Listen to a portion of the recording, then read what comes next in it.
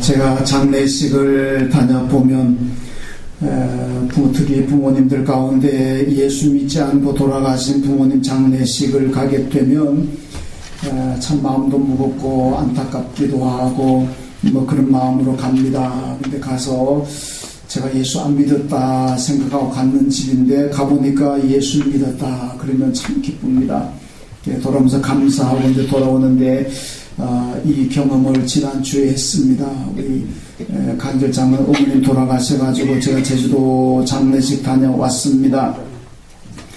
가서 이제 우리 권사님하고 금권사님 얘기를 나누는 가운데 권사님께서 몇 년 전에 시어머님께 사형리로 복음을 전하셨고 그리고 시어머님이 믿는다고 아멘하고 그렇게 또 영접 기도도 드렸다는 얘기를 들었습니다. 그래서 참 기뻤습니다. 한편으로 참 감사했습니다. 우리 장로님 권사님은 10년이 넘도록 양가 부모님의 이름으로 매월 많은 건축원금을 들여왔습니다. 그 의미는 늘 부모님의 그 구원을 위해서 또 부모님을 위해서 기도하고 또 사랑하는 마음이 그 헌금 속에 담겨 있다고 생각합니다. 장례식 하면서 사실 가보니까 우리 강장로님이 5남매신데 가족 중에 예수 믿는 그는 강장로님이 유일하더라고요. 다 예수 안 믿습니다. 그러니까 또 장남도 아니고 셋째 아들이니까 딸은 셋째면은 선도 안 보고 데려간다 그러는데 아들도 셋째니까 무슨 있습니다. 그런데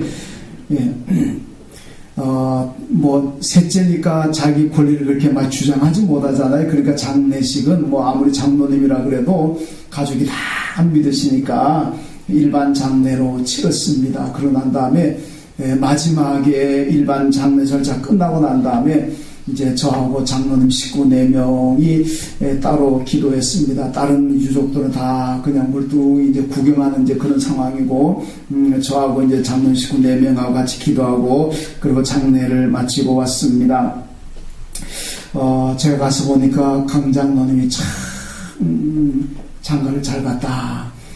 제가 1부 예배 때는 얘기까지는 안 했습니다만은 2부 예배 때는 장로님이 우리나라에서 제일 장가 잘 간 것 같아요. 왜 장가 제일 잘 가느냐? 우리 강 장로님 식구들이 아무도 예수를 안 믿습니다. 그런데 또 본인도 결혼하기 전까지 불교 열심히 다녔습니다. 근데 금권사님 만나고 예수 믿었고 금권사님 만나 예수 믿고 난 다음에 장로까지 되었으니까 이거야말로 인생의 대박이 난 줄로 믿습니다. 우리 강장모님 평생 금권사님 얻고 다녀도 뭐 괜찮습니다. 장관 때문에 제일 잘 간 분이다 그렇게 생각을 합니다. 여러분 제가 매일매일 하루 빠지지 않고 예수 안 믿는 부모님 위해서 기도하고 있습니다. 안 믿는 부모님들이 예수 믿고 구원받게 해주십시오. 그 기도 매일 하고 있습니다. 그래서 제가 볼 때 우리 금권사님 시어머님께서 강장로님 어머님께서 뭐 매주 교회는 못 나가셨지만은 복음을 듣고 예수 믿겠다 그러셨고 또 아멘도 하셨고 영접 기도도 하셨으니까 하나님께서 그 영혼 구원하신 줄로 믿습니다. 여러분 제가 볼 때는 금권사님은요 그 가정에 선교사로 가셨어요. 아무도 안 믿는 가정인데 선교사로 가셨습니다. 그럼 내가 믿지 않는 가정으로 결혼하셨습니까? 남자 여러분 믿지 않는 처가가 있다면은 그 가문의 전도를 위해 하나님 나를 선교사로 보냈다 생각하시고 여성 여러분 믿지 않는 가정에 시집 가셨다면 하나님께서 나를 이 가정에 선교사로 보냈다 생각하시고 그 믿음 가지고 선교하십시오. 선교라는 것이 꼭 해외 나가서 해야만 선교는 아닙니다. 내 집부터 내 근처 다니면서 내 가족을 예수 믿게 만드는 것 이것도 중요한 선교사의 사역인 줄로 믿습니다. 여러분 부모님들은요 억지로라도 예수 믿게 만드시고 억지로라도 교회 오게 만드세요. 억지로라도 왜 그래야 되는지 아십니까? 하나님의 마음이기 때문에 그렇습니다. 여러분 부모님이 아이 야단칠 때 동생을 야단치면은요 동생이 울면서 매를 맞든지 야단 맞습니다. 그러면 형이 옆에 있다고 뭐라 그러니까 야 잘못했다 그래 쿡 찌르잖아요. 제발 잘못했다 그래, 잘못했다 그래. 동생은 울면서도 별로 잘못한 것도 없는 것 같은데 하여튼 뭐 형이 자꾸 잘못했다 그러니까 마지 못해서 그냥 울면서 잘못했어요 그러잖아요. 여러분, 그러면 부모님이 뭐라 그럽니까? 너 잘못했다 말에 진정성이 없어. 그 말 내가 못 믿겠어. 너 계속 나한테 야단 맞아야 돼, 회초리를 맞아야 돼. 그를 부모 잘했습니까? 모른 척하고 그래, 네가 잘못했다 그러니까 내가 인정한다, 받을게, 그리고 용서하잖아요. 왜 그렇습니까? 부모는 아이에게 벌 주는 마음보다는 용서하는 마음이 더 크고 아이를 사랑하는 마음이 더 크기 때문에 요만한 끈덕지만 있으면 용서하려고 그러고 사랑하려고 그러고, 이게 부모의 심정 아니겠습니까? 여러분, 하나님도 마찬가지입니다. 하나님도 우리가 억지로 나왔든 마지 못해 나왔든 뭐 생각이 어떻든 간에 그저 입으로 내가 믿습니다 고백하면 하나님도 우리를 구원하십니다. 왜 그렇겠습니까? 하나님도 우리가 요만한 끈덕지만 있어도 인정하고 받아주시겠다는 얘기입니다. 그 하나님은 미움보다는 사랑이 훨씬 큽니다.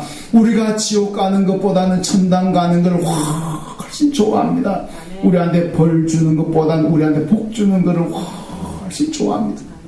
그러니까 우리 하나님도 억지로라도 고백하고 억지로라도 끌려 나오다시피 나오더라도, 여러분, 강권에 의해서 내가 아멘 했더라도 하나님 믿는다 그러면 하나님은 우리를 천국 보내기를 원하고 사랑하시기 때문에 우리를 구원하시는 줄로 믿습니다. 여러분, 구레네 시몬이요, 억지로 십자가 지잖아요.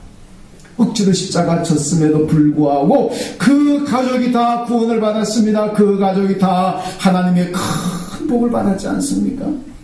여러분, 누가복음 14장에 보면은요, 어떤 주인이 큰 잔치를 배설하고 사람들 초청했는데 저마다 거절했습니다. 나는 바쁩니다. 결혼했습니다. 소를 일터로 가야 됩니다. 거절하니까 나중에 뭐라 그러니까 너 종들에게 지금 빨리 나가서 길과 산울가로 다니면서 어떤 사람이든지 다 데리고 와라, 강권하여 데리고 와라 그러지 않습니까? 강력하게 권해서 끌고라도 오라 그 얘기입니다. 여러분, 끌고라도 정말 강제적으로라도 교회 데리고 오라는 얘기입니다. 왜 그러겠습니까?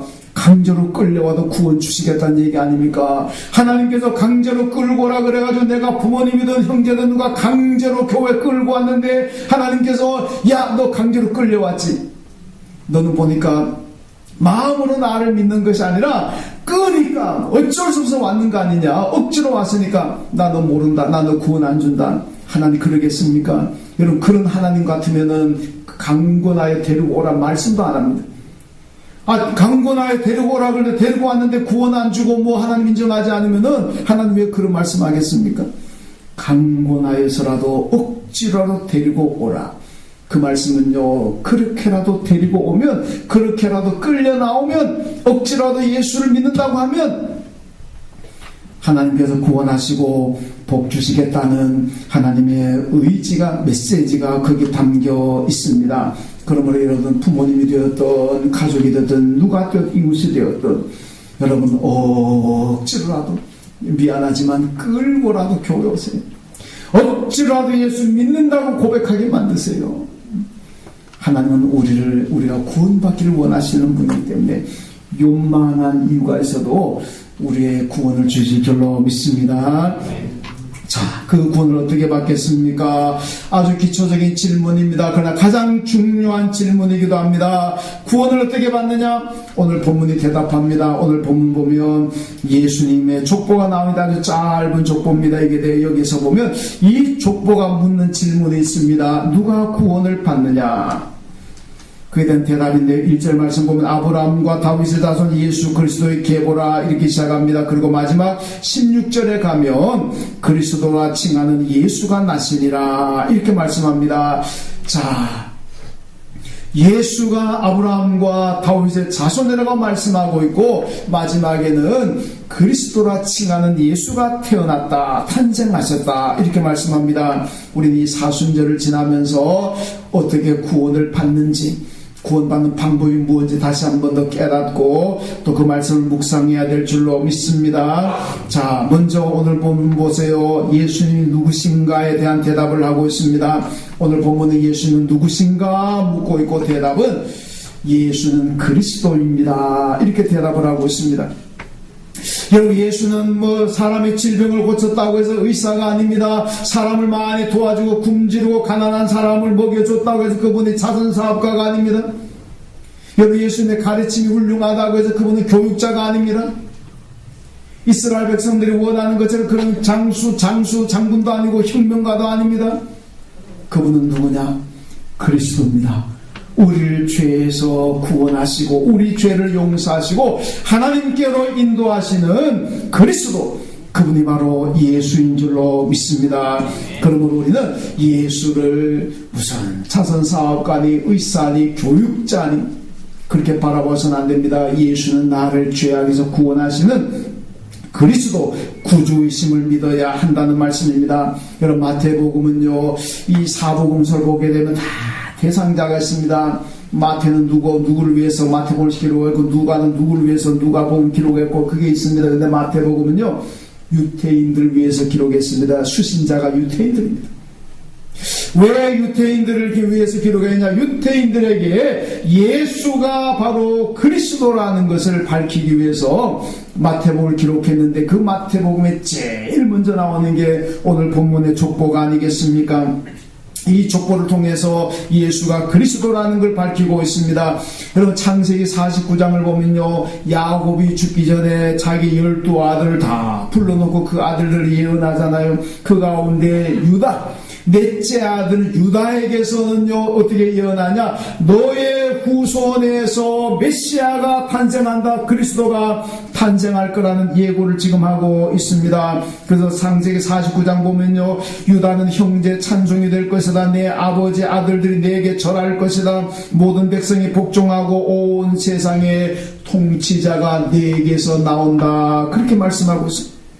그래서 마태복음 1장에서는요, 창세기 49장에서 야곱이 예언했던 그 메시아가 바로 예수다. 그 그리스도가 예수라는 겁니다. 그래서 예수님의 족보를 내잖아요. 아브라함과 유다 지파 다윗의 자손에게서 태어난 분이 예수 그리스도, 그분이 바로 그리스도라는 걸 밝히고 있습니다. 여러분, 유태인들은요, 제가 지난 주간에 설교하면서도 잠깐 말씀드렸습니다마는 예수를 메시아로 믿지 않습니다. 왜 그러냐?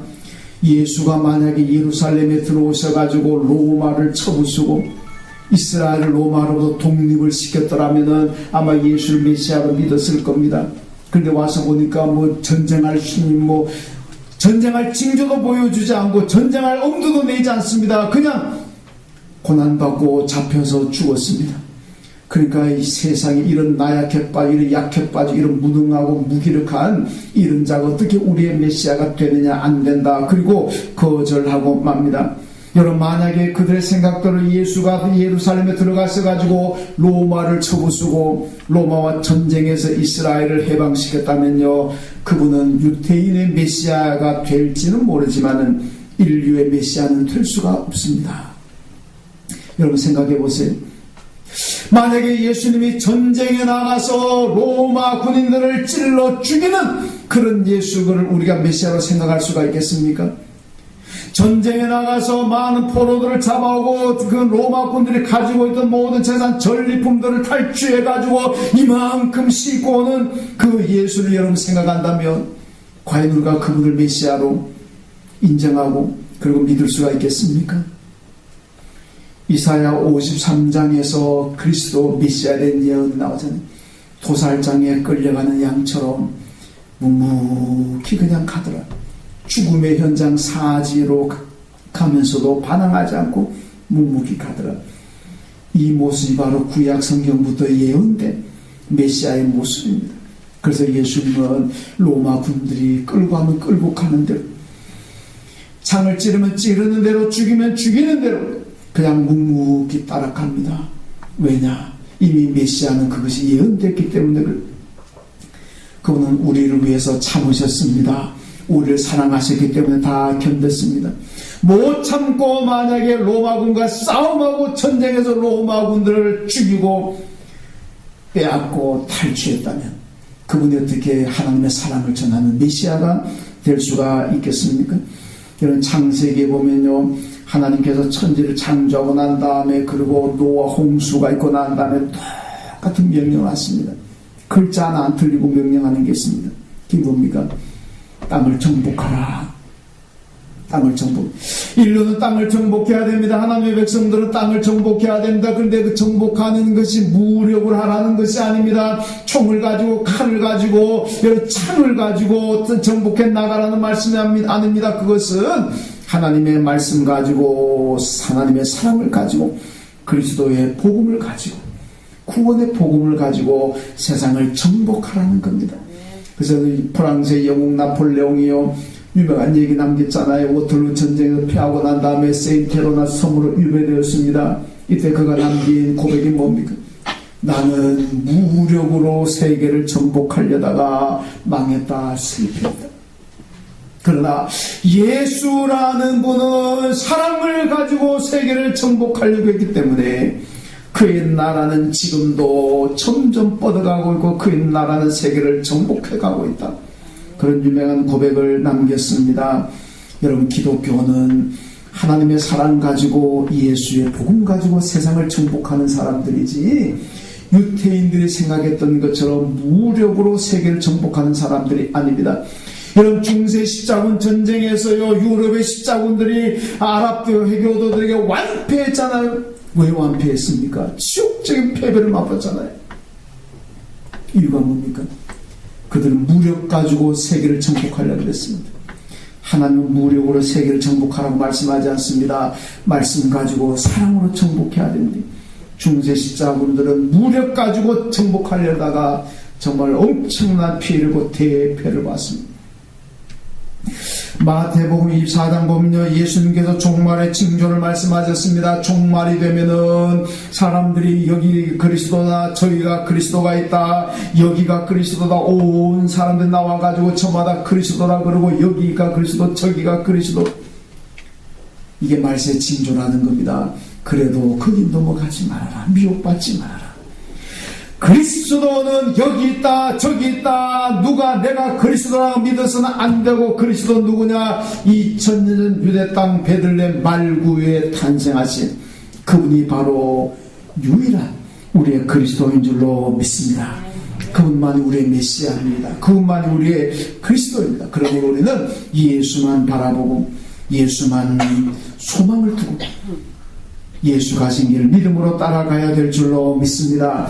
여러분, 사순절을 맞으면서 예수님 십자가를 묵상해 보세요. 예수님의 십자가는요, 나약한 실패자 예수의 모습이 아닙니다. 통일교에서는 예수가 세상 와서 십자가에 죽으심으로 인류 구원에 실패했다. 그래서 하나님께서 문선명이를 대신 보내가지고 예수가 이루지 못한 인류 구원을 완성하라고 문선명이를 보냈다 그랬습니다. 근데 지는 안 죽었습니까? 지도 죽었는데, 예수 죽었다고 실패했다고 지가 와서 지는 살아야 될 거 아니고 죽었어요. 몰몬교는 예수가 죽음으로 구원에 실패했다고 해서 십자가를 부정합니다. 십자가는 실패의 상징이다. 십자가는 무기력하게 죽은 예수다. 그래서 십자가를 부정합니다. 십자가를 실패의 상징으로 보기 때문에 그렇습니다. 여러분, 그렇습니까? 만약에 예수님께서 십자가의 죽음으로 끝났다면 정말 십자가는 무기력합니다. 십자가는 실패입니다. 그러나 예수는 십자가의 죽음으로 끝나는 것이 아니라 3일 만에 부활하신 줄로 믿습니다.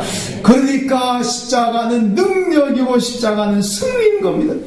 여러분, 바울이 고린도 15장에 뭐라 그럽니까? 만약에 예수가 십자가에 죽었다가 3일 만에 다시 부활하지 못했다면은 우리 예수 믿는 사람들이 가장 불쌍한 사람들이고 예수 믿는 사람들이 가장 바보 같은 사람이다.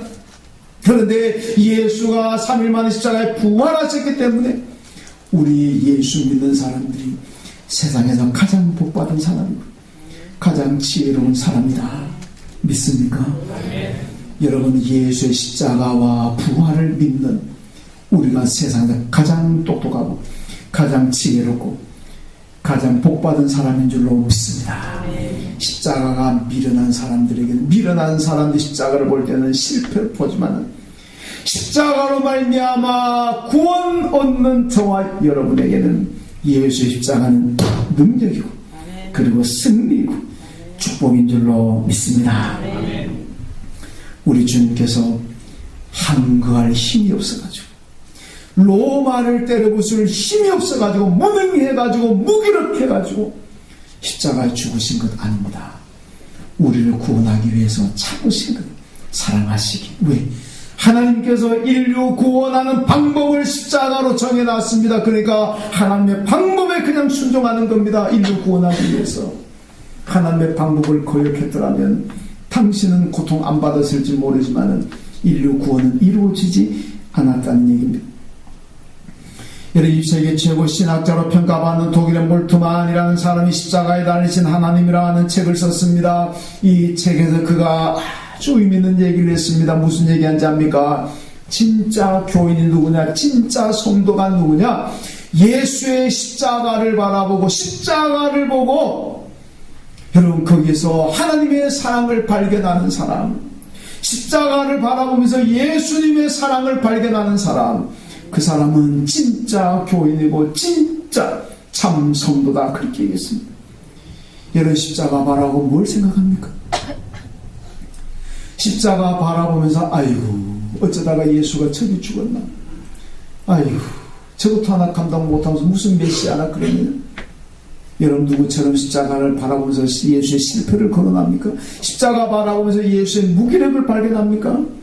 그건 올바른 성도가 아니라는 겁니다. 십자가를 바라볼 때마다 하나님의 사랑이 얼마나 큰지, 예수 그리스도의 사랑이 얼마나 큰지 그거를 알고 발견하는 사람이 진짜 교인입니다.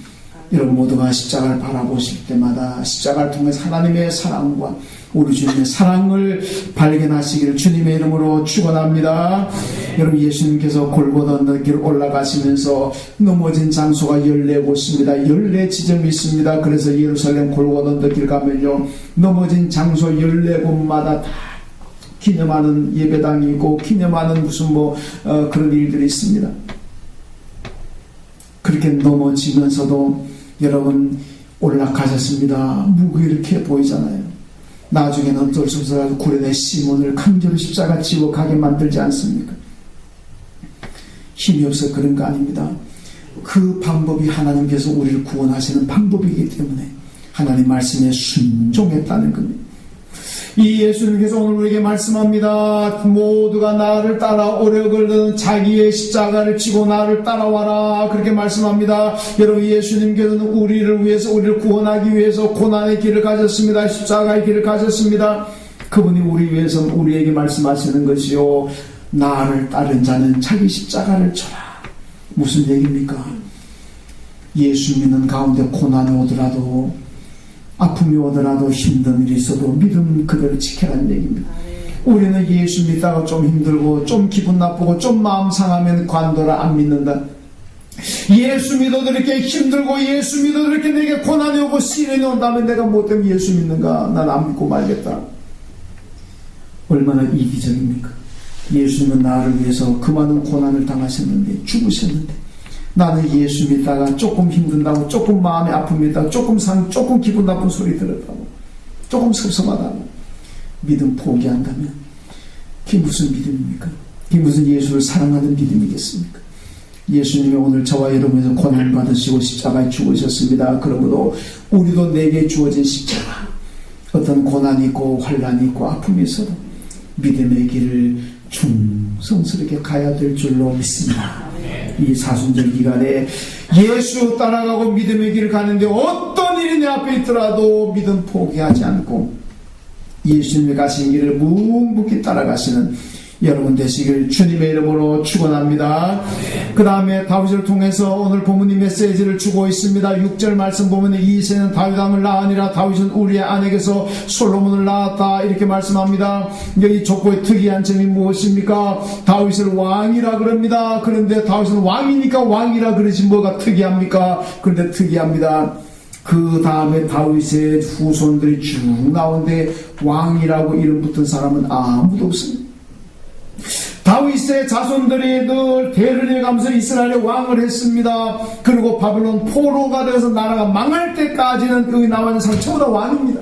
다 왕이에요. 그런데 유독 다윗에게만 왕이라고 그러고 나머지 왕들은 왕자를 안 붙이고 있습니다. 여러분, 다윗을 최고로 높이는 모습입니다. 구약에 보면요, 사울 왕이 있잖아요. 다윗보다도 이스라엘의 초대 임금이 사울입니다. 그런데 우리 성경에는 사울을 왕이라 그러니까 뭐 다 사울도 왕이고 다윗이 왕이라 그러지만은 이스라엘의 이런 히브리어 성경 원문에는 다릅니다. 다윗은요 멜레크 왕이라 그럽니다. 그러나 사울은 나기드라는 말은 지휘관 사령관이라는 뜻입니다. 그러니까 다윗 이스라엘의 왕은 다윗부터라는 얘기입니다. 다윗 앞에 있었던 사울은 왕이 아니고 그냥 지휘관 사령관 그렇게 되어 있다는 얘기입니다. 왜 그렇게 했습니까? 사울 같은 사람이 우리 민족의 초대왕 될 수 없다는 겁니다. 다윗만큼 이렇게 훌륭한 사람이 우리의 초대 임금이 되어야지. 우리 역사의 첫째 임금이 사울이 될 수가 없다. 그래서 아예 의도적으로 사울은 멜레크 안 씁니다. 그냥 지휘관, 사령관이라. 여러분, 역대기 역사서를 보게 되면 구약 성경은요, 역사서가 신명기 역사서가 있고 역대기 역사서가 있습니다. 역대기 역사서에는 역대기 상하와 에스라 느헤미야가 역대기 역사서인데요, 이 역대기 역사서를 보게 되면 다윗의 단점은 하나도 없습니다. 신명기 역사서에서 다윗이 무슨 간통을 했고 무슨 뭐 인구조사하다가 뭐 7만 명이 죽었고 어쩌고 얘기하지, 역대기 역사서 오게 되면 다윗은 잘못이 없습니다. 완전 무결한 사람입니다. 왜 그렇겠습니까? 역사가들이 다윗을 굉장히 뛰었다는 얘기죠. 얼마나 다윗을 존경하고 사랑했으면 그렇게 다윗을 기록하겠습니까? 오늘 족보도 다 왕인데 뭐 왕자 붙은 사람 다윗밖에 없는데 정말 대단한 사람이 아닐 수가 없습니다. 그런데 그 다음에 반전이 나옵니다. 오늘 6절 말씀 보게 되면 다윗은 솔로몬을 어떻게 낳았을까 이걸 얘기합니다. 솔로몬을요 우리아의 아내에게서 낳았다. 우리의 아내도 바세바 아닙니까? 왜 자기 아내 사이에서 아이를 낳아줘요? 남의 아내 사이에서 아이를 낳습니까? 이건 뭡니까? 여러분, 바세바와 사이에서 그냥 솔로몬을 낳았다 그러면 사람들은 바세바가 원래부터 다윗의 부인이었구나 그렇게 생각할 거 아닙니까? 여러분, 성경을 잘 아는 분들이야 바세바와 낳았다 그래도 뭐 알겠지만 성경을 잘 모르는 분들은 다윗이 바세바와 사이에서 솔로몬을 낳았다 그렇게 얘기하면 바세바가 다윗의 아내구나 이렇게 생각할 거 아닙니까? 그런데 여기 성경 기록을 보니까요, 다윗은 우리아의 아내에게서 솔로몬을 낳았다. 남의 아내입니다. 남의 아내. 남의 아내와의 사이에서 아이를 낳았다는 거 아니겠습니까? 이게 간통이고 불변입니다. 그런데 이 형평성에 문제가 있습니다. 똑같은 비슷한 경우가 3절에 나와죠. 유다는 다말에게서 베레스와 세라를 낳았다. 아마 성경을 잘 모르는 분들은 유다는 다말에게서 베레스와 세라를 낳았다 그러면 다말이 유다의 부인이구나 뭐 이렇게 생각할 거 아닙니까? 근데 성경을 아는 분 같으면 이건 아닌데 어떤 관계입니까? 유다는 시아버지입니다. 다말은 며느리입니다. 시아버지와 며느리 사이에서 참 말하기도 좀 그렇습니다만은 시아버지와 며느리 사이에서 여러분 두 아들을 낳았다는 거 아닙니까? 그런데 왜 기록하려면 형평성에 똑같이 그렇게 기록하지? 유다는 그냥 다윗과 같은 그 기록어법을 적용시킨다면요, 유다의 기록이 어떻게 해야 되겠습니까? 유다는 며느리인 다말에게서 베레스와 세라를 낳았다 이렇게 얘기해야 될 거 아닙니까? 그런데 유다에게는 며느리 말을 빼버립니다. 그냥 유다는 다말에게서 낳았다. 그러니까 부인인 줄 알지. 그럼 다윗도 그렇게 해야 될 텐데 왜 다윗은 우리아의 아내에게서 솔로몬을 낳았다. 누가 보더라도 간통 아닙니까? 여러분, 왜 그렇겠습니까? 다윗같이 그렇게 위대한 인물도, 다윗같이 그렇게 훌륭한 사람도 죄를 짓고 산다는 겁니다. 죄인입니다. 여러분, 다윗이 훌륭하다고 죄 안 짓습니까? 바울이 훌륭하다고 죄 안 짓습니까? 모세가 훌륭하다고 아브라함이 믿음의 조상이라고 죄 안 짓습니까? 다 죄 있었습니다. 다윗처럼 그렇게 역사에 뛰어난 인물도 이런 죄를 가지고 있다는 겁니다. 그러므로 그 죄를 가진 사람이 어떻게 죄 용서를 받고 구원받느냐? 예수를 믿어야 된다. 그래서 오늘 그리스도의 족보가 지금 나오고 있습니다. 여러분, 바울이 뭐라 그럽니까? 내가 죄인 중에 괴수라고 얘기했지 않습니까? 여러분, 이 죄인들이 구원받는 길은요, 오늘 16절 말씀처럼 그리스도라 칭하는 예수를 믿어야 됩니다. 예수 믿지 않고는 방법이 없어요. 바울이요, 예수 믿기 전에는 내가 율법으로 한 점 흠이 없다 그랬습니다. 완벽하다. 그런데 예수를 믿고 난 다음에 예수 앞에 서 보니까 자기가 얼마나 큰 죄인지 모릅니다. 내가 모든 사람들보다도 더 많은 죄가 있다. 내가 죄인 중에 괴수라 그러잖아요. 그래서 로마서 8장 가게 되면요, 오호라 나는 곤고한 사람이로다. 이 사망의 몸에서 누가 나를 건져내래. 예수 앞에 서 보니까 내가 이렇게 많은 죄인인데 이 죄인이 어떻게 구원을 받을 수가 있고 어떻게 용서받을까? 그래서 내린 결론이 예수밖에 없다는 거 아닙니까? 나 같은 죄인이 나같이 엄청난 죄인 중에 괴수가 그래도 용서받고 구원받을 수 있는 길은 오직 예수밖에 없다. 그래서 바울은 나는 예수 위에 죽고 예수 위에 산다. 예수만이 나의 오직 생명이다. 그렇게 고백을 했습니다. 여러분, 오늘 본문의 말씀도 뭐라 그럽니까? 예수가 그리스도라고 말씀하고 있습니다. 그래서 예수님의 탄생을 가리켜서 뭐라 그럽니까? 마지막 16절에서 그리스도라는 예수가 탄생하니라. 그럼 예수가 탄생했는데 그분이 어떤 분입니까? 그리스도라는 예수가 탄생했다.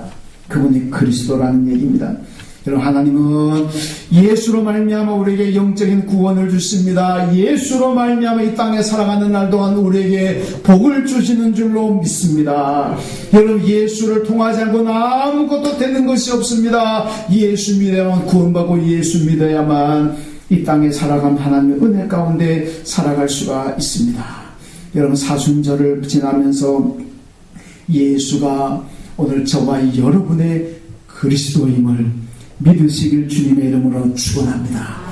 예수 믿지 않고는 방법이 없습니다. 하나님께서 우리에게 구원받는 방법을 여러 가지 주신 것 아닙니다. 한 가지, 도의 오직 하나입니다. 예수 믿고 구원받는 길, 이것밖에는 없습니다. 그러니까 이 예수 떠나면 구원의 길이 없습니다. 그 예수만 바라보고 살아가서 그 예수 바라보고 살아가다가 고난이 올지라도 실패를 경험할지라도 아픔이 있을지라도 그래도 포기하지 말고 예수 바라보고 믿음으로 가십시오.